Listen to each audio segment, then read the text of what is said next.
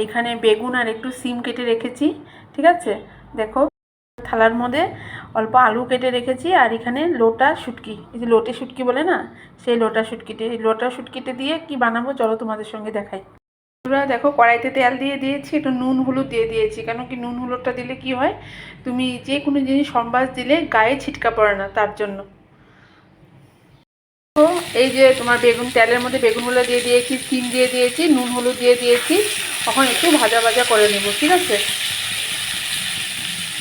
তোমাদেরকে আলুটা দেখিয়েছিলাম যে আলুটা কেটে রেখেছি থালে, এই যে এখন ভেজে নেব।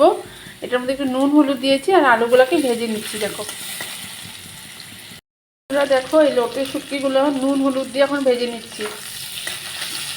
দেখো নুন হলুদ দিয়ে এখন লোটে শুটকিগুলোকে ভেজে নিচ্ছি।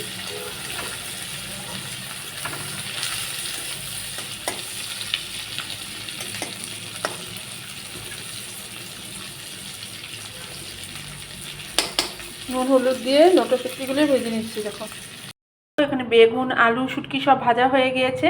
কি কি মশলা দিব তোমাদের সঙ্গে চলো শেয়ার করি।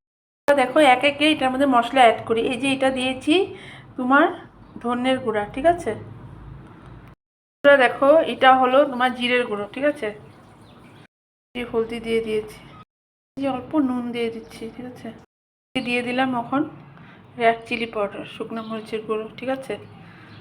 বন্ধুরা দেখো এখন সবগুলোকে মেখে নিব, ঠিক আছে। মেখে তোমাদেরকে দেখাচ্ছি, সব মিক্সড করে মেখে নিব। হ্যাঁ বন্ধুরা দেখো এই যে মেখে নিয়েছি, ঠিক আছে, তোমাদেরকে দেখালাম না তো। লোটে শুটকি বেগুন সব মশলা দিয়ে আমি মেখে নিয়েছি, তোমাদের মতো তোমরা মেখে নিবে, ঠিক আছে। আর 2টা লঙ্কা দিয়ে দিয়েছি, আর এখানে দেখো সম্বাসে দিব অল্প পেঁয়াজ আর 3টা শুকনো মরিচ, ঠিক আছে। 3টে শুকনো মরিচ দেবো। দেখো তেলের মধ্যে শুকনো মরিচ আর পেঁয়াজটা ভাজা ভাজা হলে তারপরে দিয়ে দেবো।